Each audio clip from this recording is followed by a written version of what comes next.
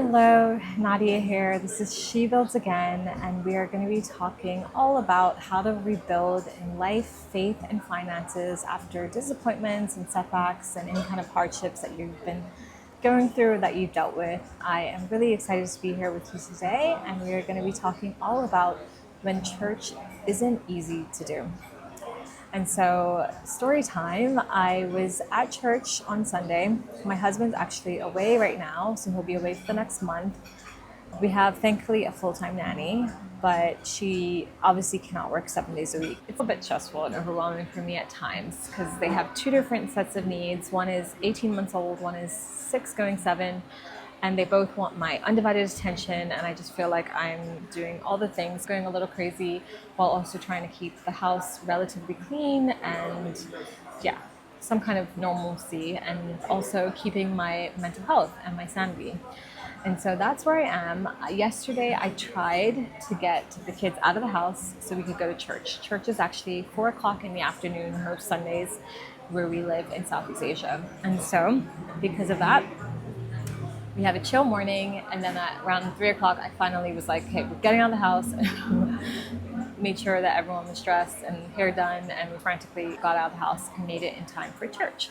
I checked my son into the kids program, and then I strapped my daughter to me. We were trying to worship. She liked the music. But I would say about 10 minutes in, she was over it. She was trying to get into everything. There was a little communion, like the little cracker and the little juice. She ripped that open, spilled red juice all over my pants, which was really fun. And I realized, okay, this is not gonna work. And so I mostly was outside of this service, and I listened to a few songs here and there. I heard some really good songs that I recognize. But I basically just walked her around and waited for my son to be finished with his program.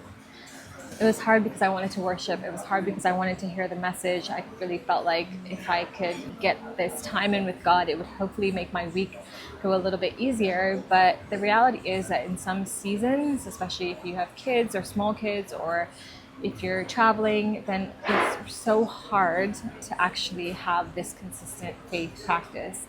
And so even a week ago, we were in a different part of the island where we live, and because of that, our routine was all different. My husband was sleeping in late because he works nights, so his body clock is completely reversed from ours. I wanted to just have 10 minutes of quiet time, but because he woke up so late, we didn't have that opportunity.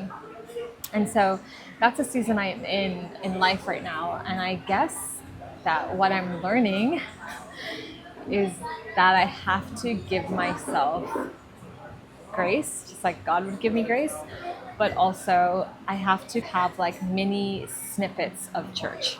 So I can't sit through an hour and a half or 2 hours of church, but even a song can sometimes minister to you, and sometimes you can get more out of that 5 minutes with God than you do out of a whole sermon. I'm gonna talk to you about 3 different things that I'm doing and I'm learning, and I hope that it will be encouragement if you are also in that season of trying to rebuild your faith, but just literally not having the time to commit to church all the time. The first thing I'm going to answer is what to do when going to church feels impossible. Or maybe you show up and you get to church, but you can't actually be emotionally present. Showing up on time was so good because I actually got to hear some of the worship before the sermon started. And for me, worship music just speaks to me in a way that sometimes the message can't even. Like if my heart is hardened, or I'm distant, or feeling disappointed or hurt by God or life or whatever, if I'm in my head, the music gets to me so much faster than a message does. I don't know why, but it lets the guard down a little bit, but opens up my heart to receive whatever message that God might have for me. I was praying over my kids. I was praying that my son would meet a friend. I was praying that my kids would come to know God. I was praying that as they get older, that they would feel the Holy Spirit and God's presence and know who He is. Because I was fortunate enough to have that. I grew up in an Anglican church, but I honestly think that as parents, we have to surrender control. We bring them there, and then God has to do the rest. God has to change their spirit, change their heart, impact them. And at least I did my part, and I was feeling satisfied about that. My son was playing games, and we got to a space where they could hear even one thing that could teach them a little bit about God's character or God's love, or help them to change how they think about life or themselves. I'm just hoping that the small bit that I can do is enough and that God will do the rest. And so another question I wanted to answer today is, does missing church mean that you're failing spiritually? And I've come to realize that it absolutely does not mean that you're failing spiritually. I think all of us with COVID realize that you can watch a service online, you can listen to music or worship.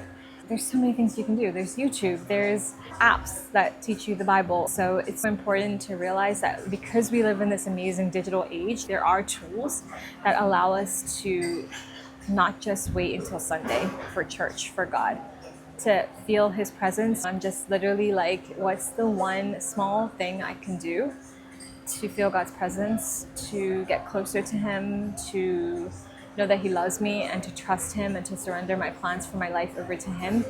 It's literally been one step at a time, one baby step at a time, but I'm so grateful that I don't feel guilt around it. I'm so grateful that I feel a sense of peace around where my walk is with God, because at the end of the day, it's between me and Him. It's not about anything else. I always used to read that story about Mary and Martha in the Bible. We can be so busy in life, but we also have to make that small time for God, because that is the one thing that truly matters. You can't always get out of the house, and you can't always make that time. And so there are so many great alternatives, but it was really good to show up, and I pray that my son had an encounter, maybe even with a friend, that he just starts to meet new friends and to start to love and know who God is and hear stories about the Bible, because I think that's so important. The last thing I want to talk about is, how can you stay spiritually connected even when church isn't possible? I would say one thing that I want to remind you is that church isn't always a physical place. Church can be anywhere that you allow it to be. Church is in your heart. Church is when you literally are in a place of submission, a place of openness, a place of tenderness to God's presence, a place of listening for His voice, a place of stillness and slowing down enough to hear if God is trying to speak to you. And so I'm really excited that I'm in a place now where even just a few minutes with my journal can allow me to be present with God, to get clarity on my direction, and to figure out what He wants for my next steps to look like, what He wants for my vocation to look like, what He wants for my parenting to look like, my attitude toward my marriage, all of these things. And so I'm nowhere near perfect. I'm literally just trying to figure things out day by day. But I would say that His presence right now is literally, like, I feel it even in this moment, I feel it in the breeze. And it's literally what is helping me to keep going one step in front of the other, even though so much of my plans that I had for my life are not going exactly as I hoped. There are things in life where I thought I would be farther ahead. I didn't think I would have questions about where we're going or if it's even going to work out, but I do. And I'm literally in a place of surrender and trust and taking risks and showing up and trying to do my part and hoping and believing that God will do His. Because when you trace back and you look back over everything that He's done, at least in my life, I can definitely say that He hasn't let me down. I'll give you one example. I started a business back in 2016. I had no business experience. I was a journalist, and I decided to use my writing and do copywriting and communications and public relations. But literally every single year I made more than I made in my other job. I made close to 6 figures for a number of years, and I was able to save a huge chunk of that because I was able to keep my expenses so low. That business was the thing that gave me the confidence to relocate and to try to become a digital nomad, because how else would I have done that? I was working online, all of my clients were online, I wasn't doing any face-to-face work anymore, and it gave me that opportunity. So even though that career is changing and I'm in a different stage of life now, and I want to focus on other ways to serve and to work, I have to think back on those stories of God's goodness when He opened doors, when you're on your last hope and you don't know what's going to happen. And He literally opens a door. He sends a contract. He sends a client. I'm just standing in that faith that He is going to show up again. I don't know how, I don't know when, but I am going to do my part and just wait in expectation and hope and positivity until He does show up. And so many cool things are happening. It's a really busy season. My husband's away and I'm juggling all the things, but I definitely see God's hand in some things. I'm going away later this month. I'm going to a different part of Asia for a conference on content creation. And so I'm so excited that I was able to take that opportunity, to take that investment in myself. And who knows where it's going to lead? Who knows what contacts I'm going to make or what doors it could open? And so I am just literally taking my one step without seeing the whole staircase and just trusting that if you cannot go to church, if you cannot make that happen because of whatever reason, I really encourage you to still find 5 minutes of quiet time, give God that song, that journal, that silence even, and just see what He wants you to know, how He wants to move in your life and in your heart.